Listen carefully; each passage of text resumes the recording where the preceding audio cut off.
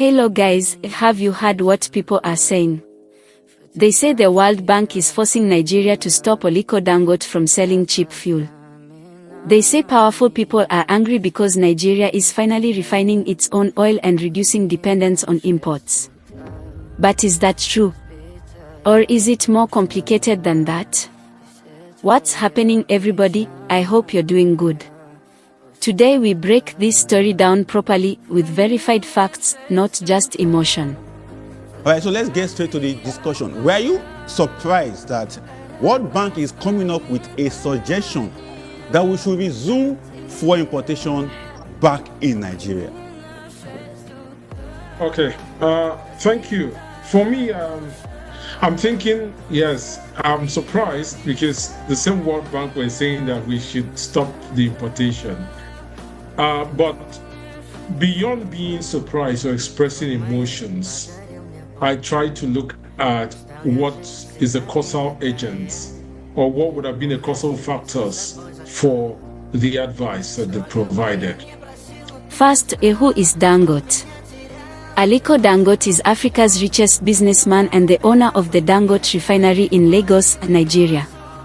This refinery is one of the largest single-train refineries in the world, with capacity of around 650,000 barrels per day. It was built to help Nigeria refine crude oil locally instead of exporting crude and importing expensive petrol back. Now think about that.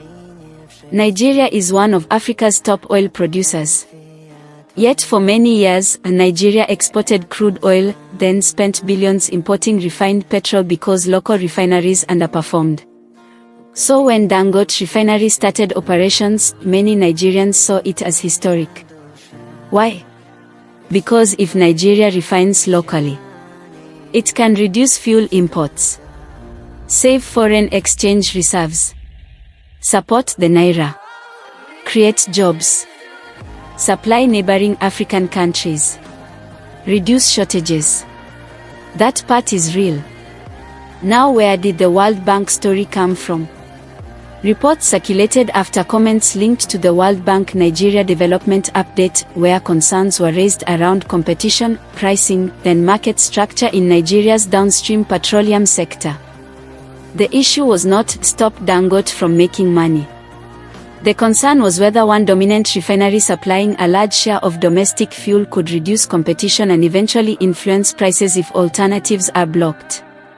That is a normal economic debate many countries have when one company becomes very large.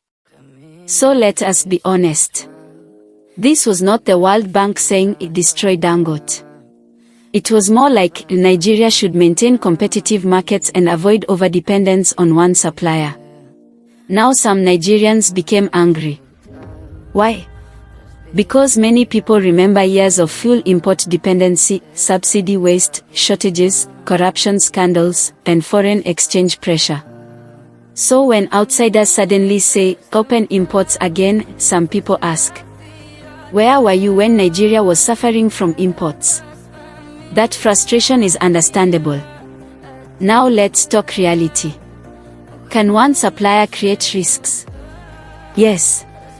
If one refinery dominates supply and something goes wrong, maintenance shutdown, technical fault, logistics disruption, pricing disputes, crude supply shortage, then the whole market can feel it. That is why countries often want multiple suppliers, reserves, and competition. Even in telecom history, prices often fell after multiple companies entered the market. So the competition argument is not automatically evil. But there is another side. Can imports also hurt local refining? Yes. If a country opens unlimited imports too quickly while a new local refinery is still scaling up, cheap imports can weaken domestic investment, discourage industrial growth, and keep dependency alive. That is also true. So Nigeria is balancing two goals. Protect consumers from high prices. Build long-term domestic refining strength. That is the real battle. Now people also ask, is Dangote already exporting fuel to Africa? Yes. Reports indicate petroleum products from the refinery have moved to markets in West Africa and beyond, helping regional supply. That matters because Africa imports huge volumes of refined fuel despite producing crude. If African countries refine and trade with each other more, it can strengthen regional economies. Now another important point. Who controls the World Bank? The World Bank is an international financial institution owned by member countries. The United States is the largest shareholder, followed by countries like Japan, China, Germany, France, and the UK. Historically, the World Bank president has often been an American nominee. So yes, powerful countries have influence.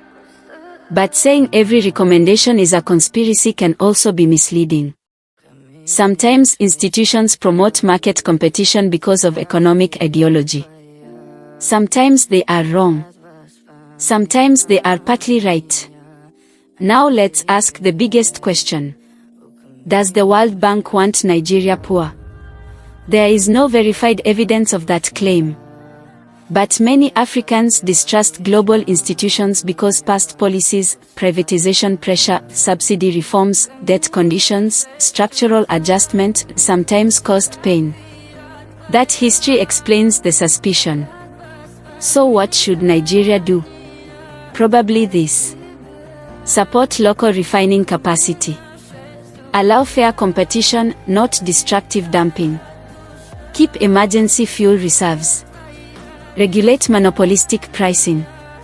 Improve pipelines and logistics. Protect consumers transparently. That would be smarter than choosing extremes. Because if you rely only on imports, you remain vulnerable. If you rely only on one giant supplier, you also create risk. Balance is power. Now final truth. Dangote Refinery is a major strategic achievement for Nigeria and Africa. That is real. But competition concerns are also legitimate in any economy. That is also real. So this story is not the World Bank hates Africa or Dangote must be stopped. It is a battle over industrial policy, market control, energy security, and who benefits from Nigeria's oil wealth. And one of the big causal factors is the supply side distortions that we have at the moment. Number one is the fact that we have a single point of our major supply, which is from the Dangote Refinery.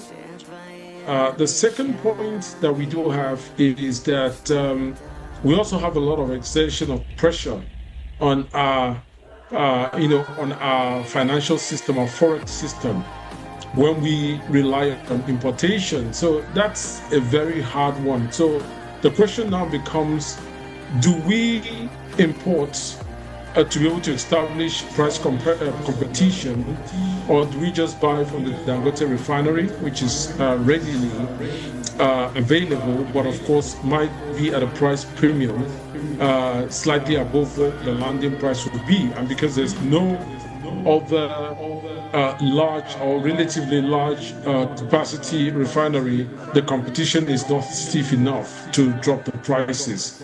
So I think it's a really concerning one. But for me, I like to particularly look at what I think are the some of those fundamentals that we can adjust a little bit to be able to still meet the expectations of lower fuel prices without necessarily relying on imports. I do get fundamentally that the imports is not really because there is a supply shortage. It's really because the supply side constraints now necessitates high prices, and we're trying to drop those prices. So number one, I think in place of importation, we can try to produce to negotiate the right pricing framework that will mean a balance between what is being imported as the imported option, and also that would also mean that we can get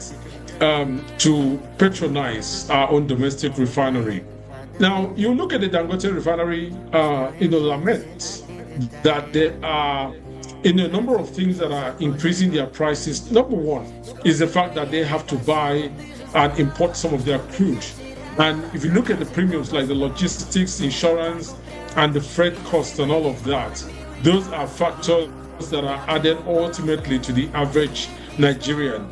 The other side of things would have been if they were able to get crude purchase supply agreements from the international oil companies as well as the local oil companies, if they were able to bring maybe some sort of agreement from a bankability standpoint that will favor both parties, then we can short circuit in a way, in a very favorable way, all of that middle prices that we are paying for currently from the shipping and insurance standpoint. The other thing is that there are a number of tariffs that are being levied on the domestic refineries. And I do believe that partial suspension of these tariffs can actually allow us to favorably combat the increasing cost of domestic refining, and temporarily doing so that we can pass those benefits on to Nigerians. Because my fear is that we may risk, number one, bringing back importation, and that now distorts the domestic supply, and those domestic supplies are sent predominantly for export. So we're exporting all of what we produce, but also importing all of what we consume. That's my biggest fear as things evolve. And that, my brother, is where the real fight is. Let me know what you think. Should Nigeria protect Dangote strongly for national growth? Or should Nigeria fully open the market for competition? God bless.